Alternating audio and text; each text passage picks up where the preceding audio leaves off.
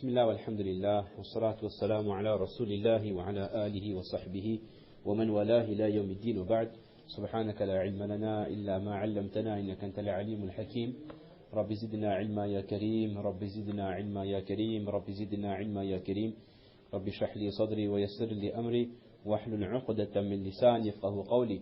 Alors mes chers frères, à partir de ce soir, comme vous êtes rendu compte, nous sommes passés à un rythme un peu plus facile à suivre. Nous faisons à partir de ce soir un sipara, un juz par jour, plutôt qu'un juz et un quart, dans l'objectif de pouvoir terminer le khatm al-Qur'an le 29e, ce qui allège la lecture pour les imams, également pour ceux qui suivent la tarawih est donc un peu moins longue. Donc chaque jour nous avancerons à partir d'aujourd'hui, à partir de ce soir, d'un sipara. Nous avons lu ce soir le Surat al-Ma'ida. Dans le Surat al-Ma'ida, Allah Ta'ala commence en s'adressant aux musulmans, Ya ayyuhalladhina amanu awfu bil-uqud. Dans ce verset, Allah Subhanahu wa Ta'ala demande aux musulmans de respecter leur engagement.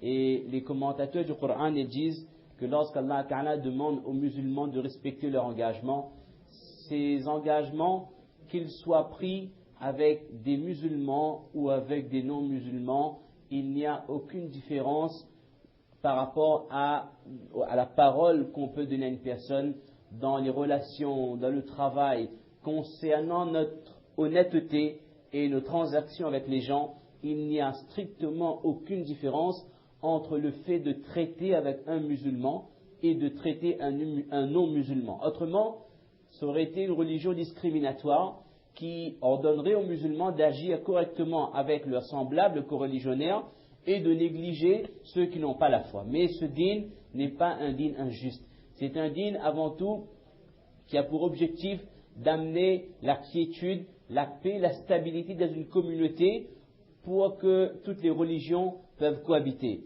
D'ailleurs, nous avons beaucoup d'exemples où le prophète sallallahu alayhi wa sallam traitait avec des Yahoud, des personnes d'origine juive. Et à l'époque, les juifs pratiquaient beaucoup plus que les juifs de notre époque. D'ailleurs, le prophète sallallahu alayhi wa sallam, lorsqu'il est décédé, il avait son armure qui était en gage chez un commerçant juif, alors qu'il y avait des sahaba également qui avaient les moyens, il aurait pu faire cette transaction avec des sahaba. Cela nous fait bien comprendre que agir correctement, ce n'est pas uniquement avec nos frères musulmans. Mais lorsqu'Allah nous demande de respecter nos engagements, de respecter notre prochain, cela concerne tant les musulmans que les non-musulmans. Et une personne qui ne respecte pas ses engagements lorsqu'il donne parole à une personne, il faut faire très attention car nous risquons de tomber dans les sifat, dans ce qui caractérise le munafiq. Car le prophète sallam a décrit l'hypocrite par différents termes, entre autres, que l'hypocrite, lorsqu'il parle, il ment. Et lorsqu'il donne une parole, lorsqu'il fait une promesse, il ne tient pas sa promesse. Donc, à nous d'analyser, est-ce que nous avons ce défaut en nous? Nous devons faire attention de ne pas mentir, de ne pas manquer à nos engagements.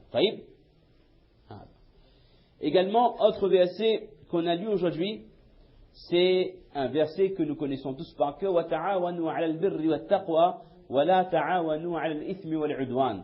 Dans ce verset du Coran, Allah Ta'ala demande aux musulmans de s'entraider mutuellement dans les bonnes œuvres et surtout de ne pas s'entraider dans ce qui est haram. Le prophète sallallahu alayhi wa sallam avait dit une fois aux sahaba, Unsur akhaka zaliman aw mazluma. Aidez votre frère, qu'il soit opprimé ou oppresseur. Alors les sahaba, ils entendent cette parole du prophète sallallahu alayhi wa sallam, et comme nous venons de le dire, nous n'avons pas le droit d'aider quelqu'un qui opprime.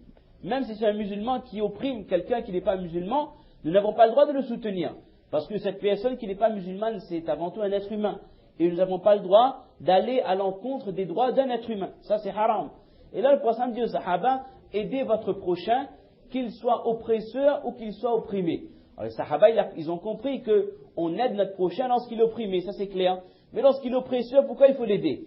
Et les sahaba, ils ont immédiatement posé la question au prophète sallam. Et les muhaddithins expliquent également à travers cette réaction, dit que cela nous fait comprendre que dans l'islam, tout doit être expliqué.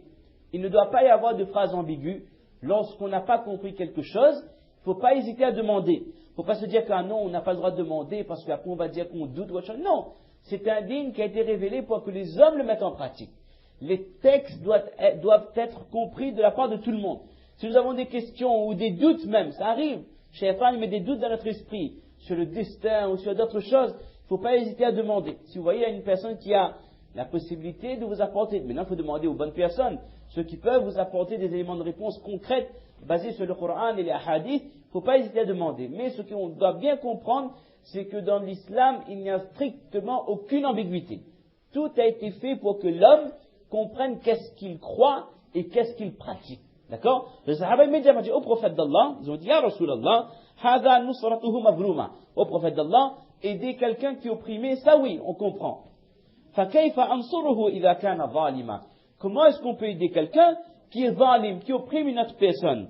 Bon, ça m'a dit, tu l'empêches de faire le zulm. C'est-à-dire, lorsqu'une personne, on dit, zalim li nafsi, il fait oppression, c'est-à-dire qu'il fait oppression sur lui-même en faisant des péchés, ou alors lorsqu'il fait oppression, c'est sur quelqu'un d'autre, et comment l'aider? En le ramenant vers le droit chemin, en le faisant comprendre que mon frère, tu es en train d'opprimer ton prochain.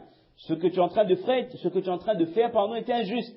Par exemple, tu employais des gens, tu ne les as pas payés, ou tu les as promis un salaire, et tu lui donnes moins. Ce genre de choses, des exemples qui m'arrivent par la tête. Elle dit, si vous voyez que votre prochain est en train d'opprimer quelqu'un, comment est-ce que vous pouvez l'aider?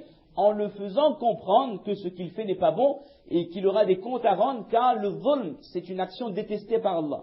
C'est Allah Ta'ala, dans le hadith Qudsi, il a dit qu'il a rendu le zulm haram sur lui-même.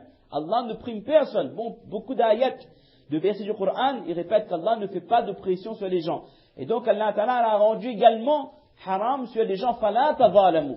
Allah Ta'ala dit, j'ai rendu l'oppression haram, interdit sur moi-même. Donc vous aussi, ne faites pas preuve d'injustice entre vous. Donc, ça c'est le sens de entraidez-vous dans l'accomplissement des bonnes œuvres et ne vous entraidez pas dans ce qui est mauvais. Lorsqu'on voit une personne qui a un projet, qui a envie de faire quelque chose pour la masjid, pour la communauté ou pour les musulmans, pour les jeunes, il faut aider cette personne. Par tous les moyens possibles, nous devons apporter notre contribution. C'est comme ça que nous allons faire avancer le dîn, nous allons faire progresser la Ummah. Mais si nous voyons quelqu'un qui a des projets funestes, de mauvaises intentions, nous ne devons pas nous joindre à ces personnes, autrement nous serons aussi pécheurs que cette personne, même si nous ne sommes pas à l'origine du péché. Par exemple, des hadiths, c'est un hadith, subhanallah, c'est un hadith extrêmement important à l'époque où nous vivons avec autant de corruption. Al-mu'minu alladhi yukhalitu an-nasa wa yasbiru ala adahum a'zamu ajran min alladhi la yukhalitu an-nas wa la yasbiru ala adahum.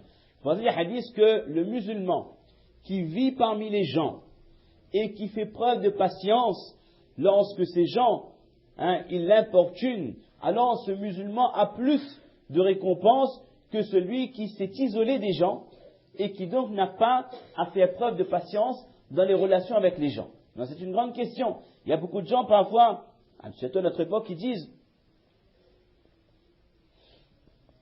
qu'il y a tellement de fitna, tellement de péchés dans la société et que les gens, ils ont tellement l'esprit tordu. Et c'est vrai, malheureusement, nous voyons même dans notre communauté combien de musulmans ils sont prêts à faire le buhtan, ou alors d'autres injustices, la calomnie, etc., etc. La moindre des choses que vous faites, même si vous voulez faire le khidma, vous devez aider la religion, vous trouverez toujours des gens pour vous dire des paroles déplaisantes ou pour vous décrier vos choix. C'est-à-dire, ils ne vont pas vous aider, mais en plus, ils vont essayer de casser votre travail. Donc, à un moment donné, on peut se poser la question, qu'est-ce qui est mieux? De continuer à fréquenter des gens qui parfois sont hypocrites, ou ils sont animés de mauvaises intentions, ou alors n'est-il pas mieux pour vivre tranquillement sa foi, de s'isoler? Par exemple, dans le cas de la Réunion, c'est quelqu'un qui prend sa voiture, il va habiter à Sileos, il va habiter à Plaine des Cafes, ou il va habiter dans un endroit où il n'y a personne. Et il va vivre tranquillement sa religion, il fera ses 5 namaz chez lui, son dhikrullah, son tahajjud, il va jeûner le ramadan, et il n'a aucun rapport avec les gens. Et il se dit que de la sorte, je ne vais pas avoir de problème, j'aurai pas l'occasion de faire la médisance, la calomnie, tout ça ce sont des péchés. D'accord? Donc, c'est une réaction cohérente. Mais le prophète nous fait bien comprendre que celui qui vit dans la ville, c'est-à-dire au sein d'une communauté, et qui voit qu'il y a des gens qui sont injustes ou qui agissent mal, malgré ça, il fait preuve de patience, mais il essaie d'agir correctement avec ces gens. Cette personne, mes chers frères, est beaucoup plus récompensée que cet autre qui s'est totalement isolé. Et donc, pour se rapprocher un peu plus avec le sens du verset qu'on a dit, le prophète m'a dit, Ad-dallu ala al-khayri ka-fa'ili. Si vous montrez à votre frère, vous le conseillez une bonne action, c'est exactement